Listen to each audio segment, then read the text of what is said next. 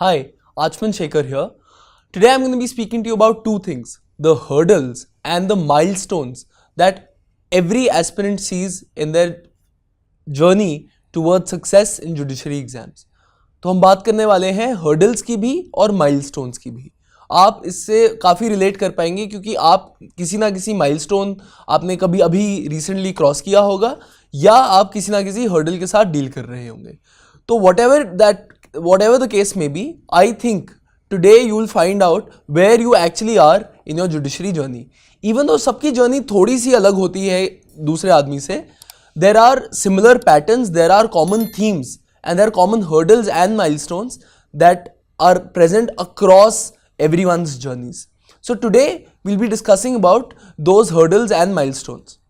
तो सबसे पहला hurdle आता है when you decide to start preparing for the exam. This perhaps is the most important hurdle.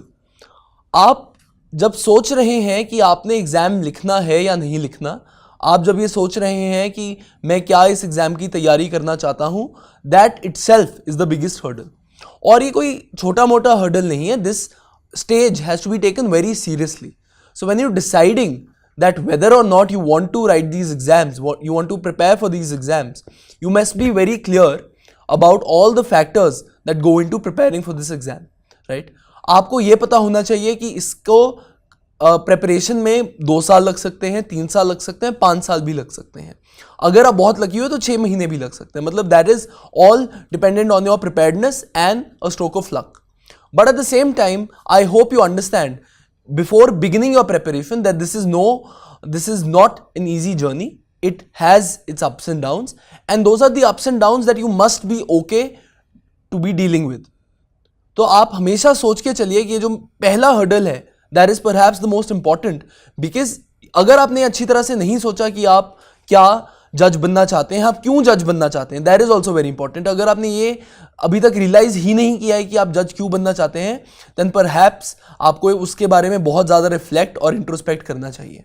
So this is the first hurdle. अगर आप इस हर्डल पे हैं तो congrats, take some time, think about what you actually want to do and then start doing it. The first milestone now is the completion of your first subject.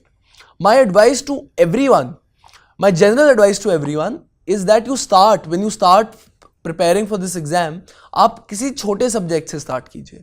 Because 1, it will be easier to complete. 2, it will give you a sense of satisfaction when you actually complete it. And 3, your confidence level for moving forward into the next stage will gradually increase. So if you take a smaller subject and you complete it quickly, that not only will boost your preparation but it will also boost your confidence. And this will be perhaps one of the most beautiful milestones in this journey. जब आपका एक subject खत्म होगा तो आपको एक थोड़ा confidence आएगा, आपको समझ में आएगा कि मैं अब ये जो क्वेश्चन है वो अच्छी तरह से आंसर कर सकता हूँ. So that in itself is a very big milestone to achieve. Now the second hurdle that you will face is कि जब आप दूसरा सब्जेक्ट शुरू करेंगे और आप 5-6 दिन बाद सोचेंगे कि मैंने पहले सब्जेक्ट में क्या पढ़ा था, तो you would have forgotten 80% of what you studied in the for the first paper, for the first subject. तो आपको लगेगा अरे मुझे तो कुछ याद ही नहीं हो रहा, या मेरे तो इसका मतलब मेमोरी में कमिट ही नहीं हुई चीज़ जो मैंने पढ़ी थी अभी हफ्ता या 2 हफ्ते पहले. तो आपको बहुत ज़्यादा टेंशन होगी, आपको लगेगा कि maybe you not prepared for this exam और maybe you not cut out for this exam. तो that is also a hurdle of self doubt which will definitely creep in the beginning itself. तो to overcome that hurdle the simple idea is to just keep studying. ठीक है, आप ये जो thoughts आते रहेंगे self doubt के, of lack of confidence, ये सारे फेजेस हैं. All of us go through it, you also will go through it, but the only way of getting out of them is to keep on studying, keep on revising whatever you've studied. So these are the only 2 ways that you can overcome this hurdle. But worry not, this is called imposter syndrome. It's a very well-known psychological concept where the more you know, the more you feel that you don't know, right. That is not exactly impostor syndrome. Impostor syndrome में ये होता है कि आपको लगता है कि बाकी तो इतना कुछ कर रहे हैं, बाकी हमसे इतना आगे हैं, मैं तो ये कर ही नहीं पाऊंगा. That is called impostor syndrome, right. और वो जो मैंने आपको पहले बताया था कि जितना ज़्यादा आप जानते हैं उतना ज़्यादा आपको लगता है कि आपको कम पता है, और जितना कम आप जानते हैं उतना ज़्यादा आपको लगता है कि मुझे बहुत ज़्यादा पता है. That is called the Dunning Kruger effect. So both of these effects will play out across and throughout your judiciary preparation journey, and these are hurdles that have to be necessarily overcome, right. आपको कभी भी self doubt और under confidence को आपको रोकने नहीं देना चाहिए आपकी जर्नी में. अब दूसरा माइलस्टोन होगा जब कोई नोटिफिकेशन आ जाएगी और आपकी अभी प्रेपरेशन खत्म नहीं हुई होगी. आई एम अज्यूमिंग कि इस वाले सिनेरियो में कि आप आपने ऑलरेडी लॉ खत्म की हुई है और आप प्रेपरेशन कर रहे हैं. तो this will be a milestone because आपको लगेगा wow, now I have an opportunity to really showcase my skills and to really show कि मैंने क्या क्या कितनी अच्छी तरह से पढ़ाई की है. This will give you a lot of motivation and this will perhaps give a big fillip to your preparation is well. तो आप बहुत अच्छी तरह से लग के करने लग जाएंगे. And this milestone is something that you must use.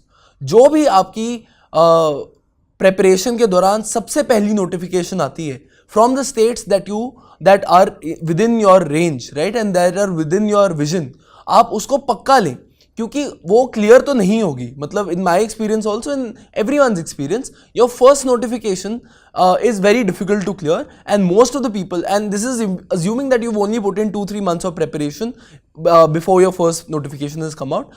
Your first notification you will definitely not clear. 99.9% chance आपका है कि आप वो नहीं clear करेंगे. But over the course of that notification and for preparing for that particular exam, जो आपकी तैयारी होगी, जैसे वो टर्बो चार्ज होगी, उससे ज़्यादा अच्छी कुछ हो ही नहीं सकता.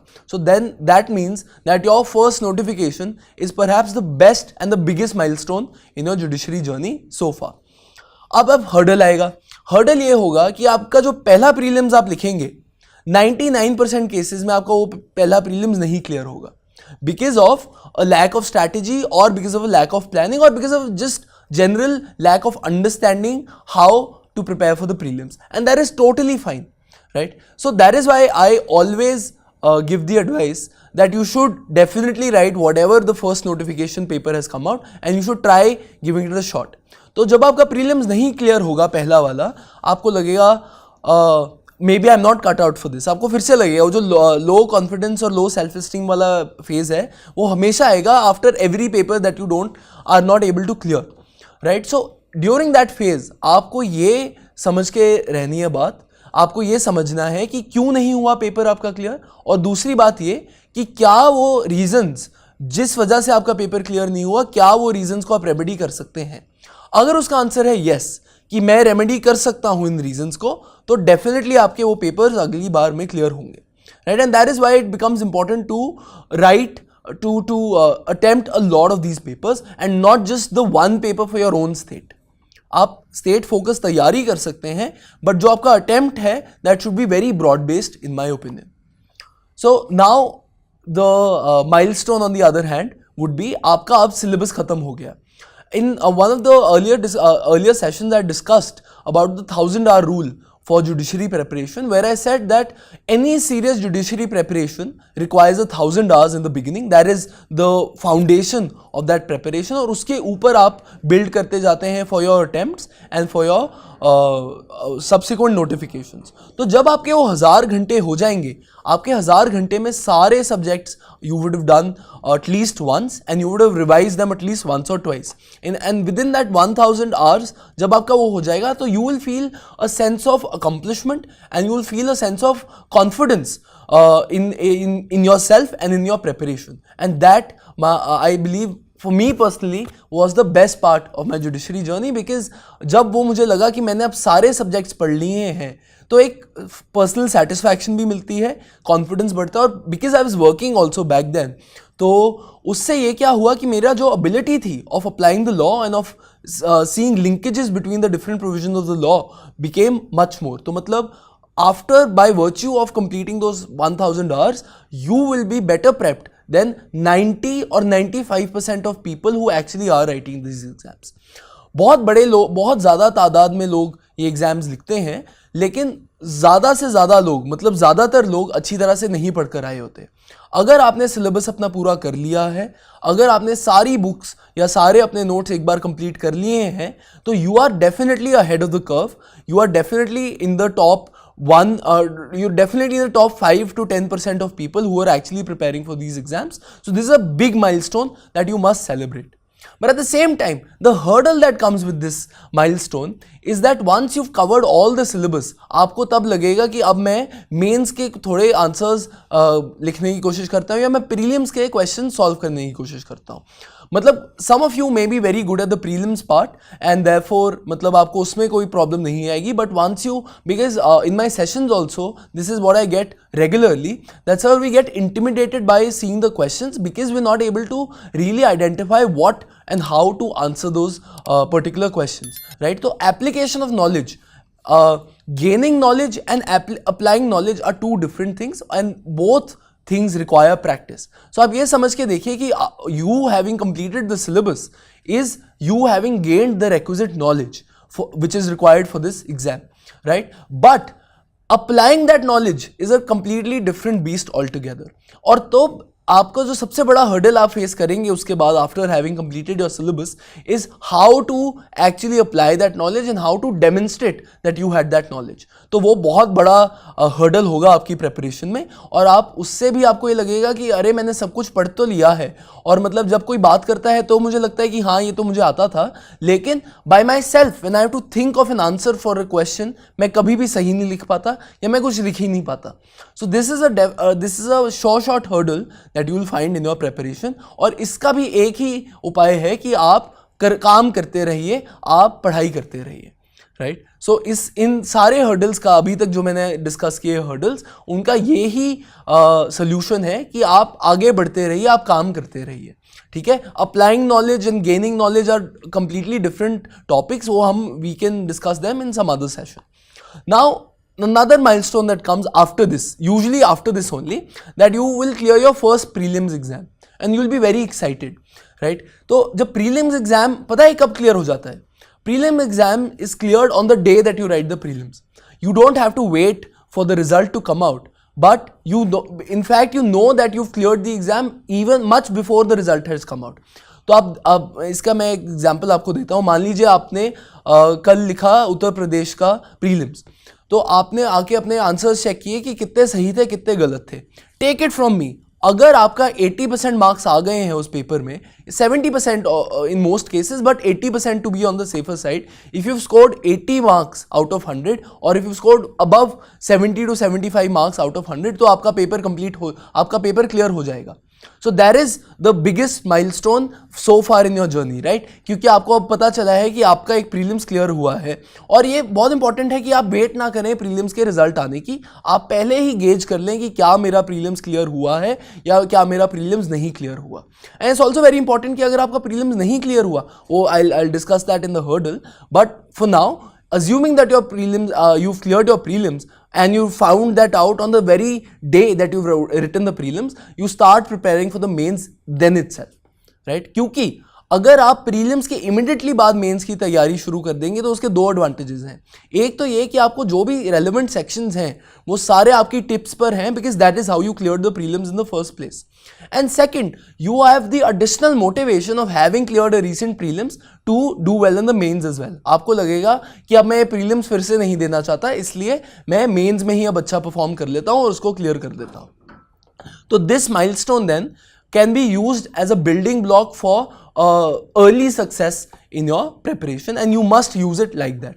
You should not wait for the actual result to come out. आपकी performance इतनी अच्छी होनी चाहिए prelims में कि आपको पता हो by the minute that you write, by the minute that you submit your prelims answer sheet to the examiner, आपको पता होना चाहिए कि हाँ जी ये मेरा एग्जाम क्लियर हो जाएगा।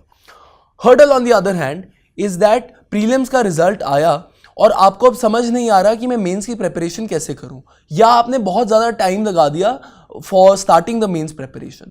सो बोथ ऑफ दीज हर्डल्स में क्या दिक्कत आएगी is that A lack of guidance और B lack of self discipline.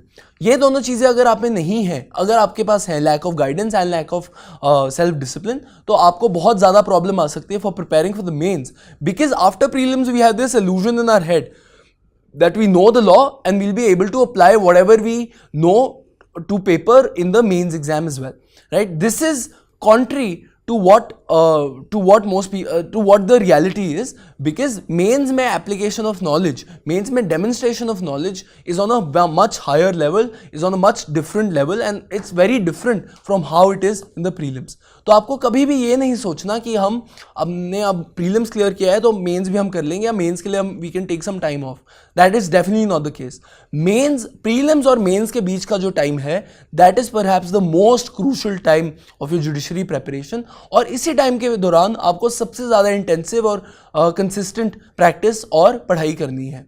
Without that clearing the main, because आप ये realize कीजिए, prelims is only a qualifying exam. It does not determine whether or not you actually become the judge.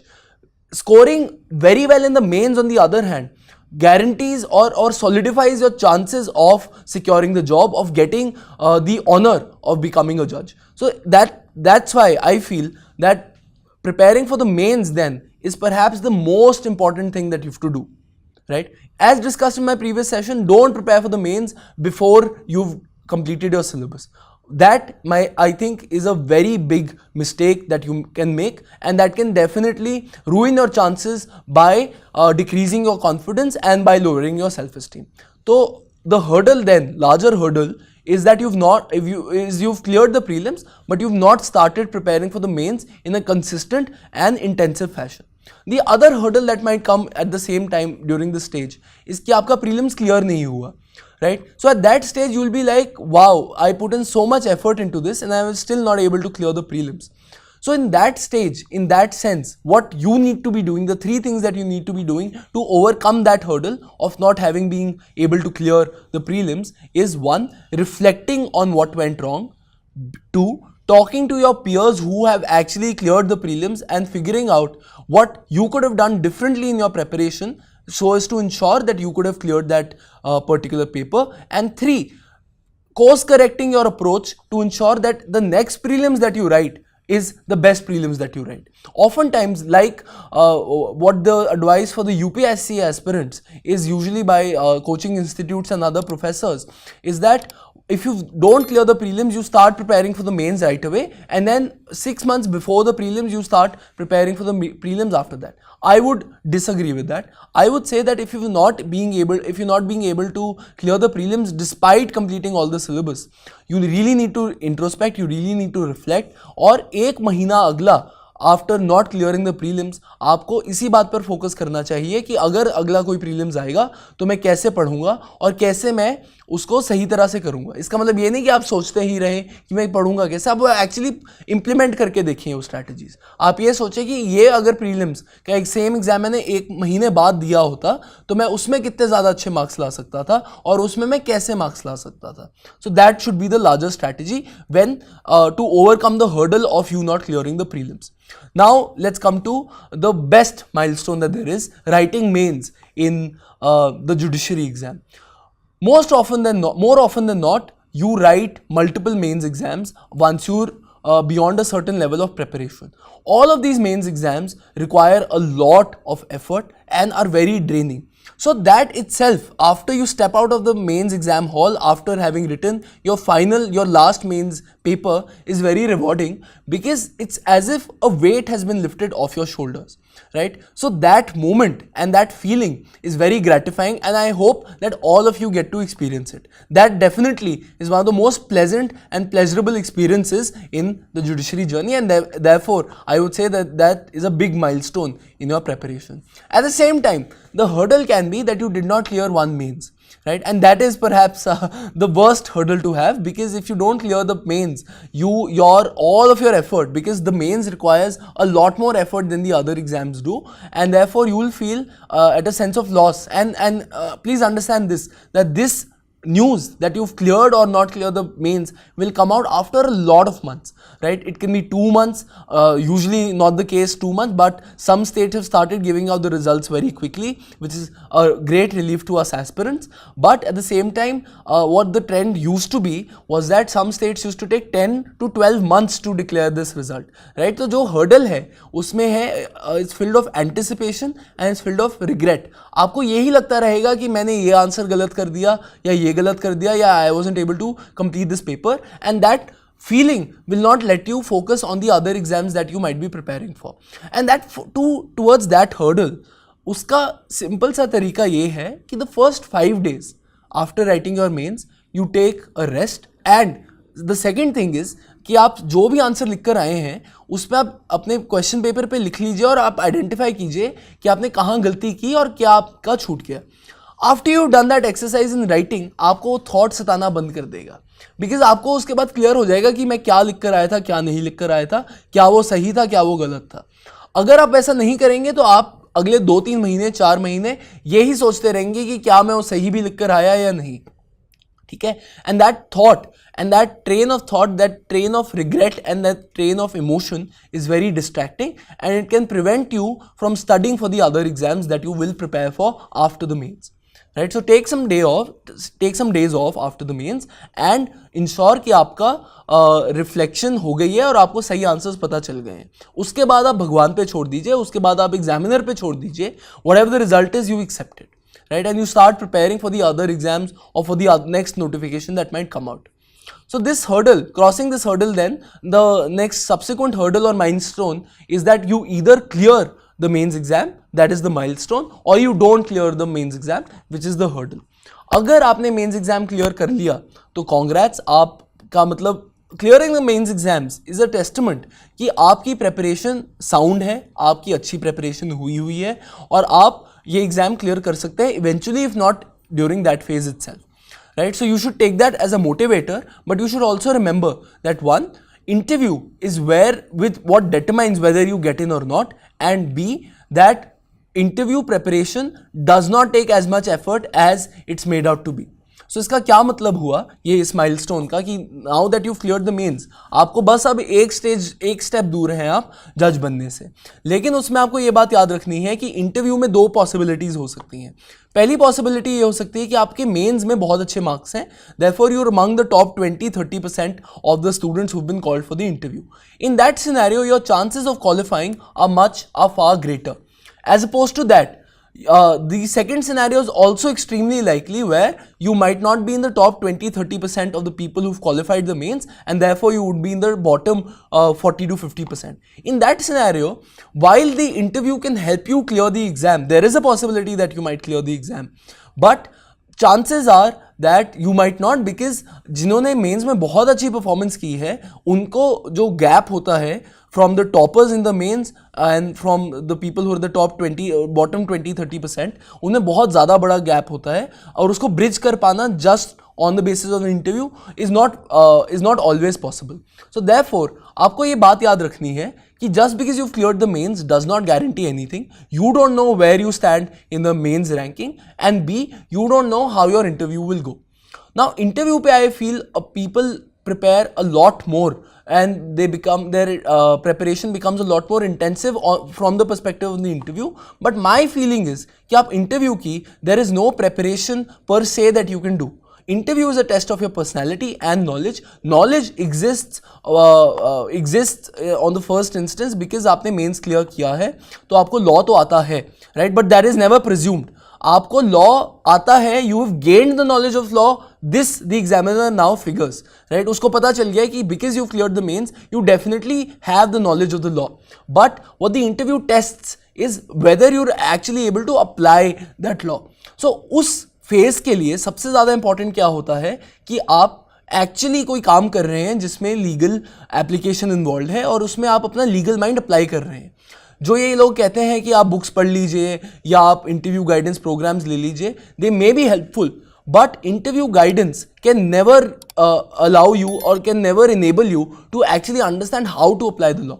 And therefore my suggestion always is to keep on doing something or the other while you're preparing for the interview. That is very important. And another important thing is, because you don't know where you stand in the mains ranking, so it is also very important that you keep on preparing for the next exam or the subsequent exam that might come, and you don't just focus on the interview, because interview preparation is a very natural process. It's very internal. It does not require you to study very intensively. On the other hand, it requires you to reflect, introspect, and really understand how the law will apply in certain instances, right? So आप interview preparation को बहुत ज़्यादा seriously ना लें, उसके साथ आप अपनी पढ़ाई भी continue रखें और आप अपनी personality सुधारने पे फोकस करें.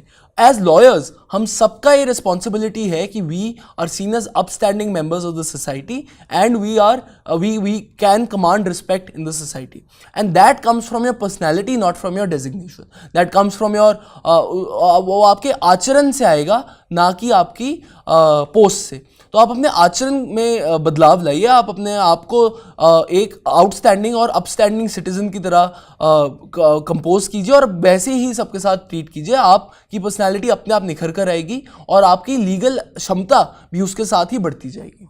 The hurdle on the other hand can be that you did not clear the mains, right. आप ये बोलेंगे कि मेरा 2 मार्क्स से रह गया, 5 मार्क्स से रह गया, 10 मार्क्स से रह गया, because usually mains are not cleared by that margin only. जो कट ऑफ होती है वो मतलब usually that is the case कि आपका 5 मार्क्स से रह जाता है, 10 मार्क्स से रह जाता है. So 2 things you have to take this as. One, as a wake up call कि your so many efforts that you put for your mains were not good enough, right? तो that means कि आपको एक more systematic, more pragmatic approach अपनानी पड़ेगी to ensure in the next mains कि आपका वो clear हो जाए.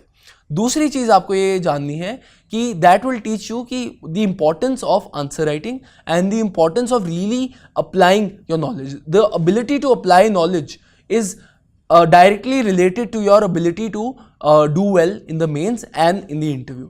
So that application of knowledge is an aspect that you should continue focusing on, and you should take not clearing the mains, that hurdle, as a wake up call कि आपको चाहे पता तो है बहुत सारा चीज़ें, लेकिन आप उनको शायद अप्लाई नहीं कर पा रहे. तो आपको ये हमेशा याद रखना है कि application of knowledge is what matters at the end of the day, right? That is wisdom. Being able to apply knowledge is what wise people are able to do, and not well-informed people are able to do. So these are the some of the hurdles and milestones that are there in your journey.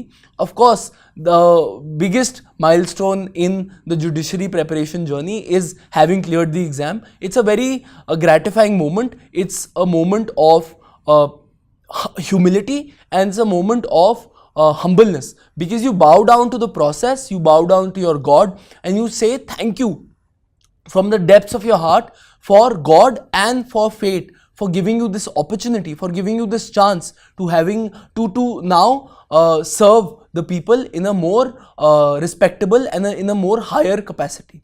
तो आप ये हमेशा याद रखें कि that ultimate milestone will not really change your life. It will give you the satisfaction of you having cleared one of the most prestigious exams in the country. It will also bring with it a lot of responsibility, a lot of dignity. And therefore, it becomes very important that at that milestone, you remain humble, you remain calm, you remain composed, you thank your parents, you thank your teachers, you thank God, and you understand that you having cleared the exam is not a function of your preparedness. आपकी preparation सिर्फ नहीं determine करती कि क्या आप ये exam clear कर पाएंगे. 3 चीज़ें करती हैं. एक, आप कितने प्रिपेयर्ड थे उस टाइम पर.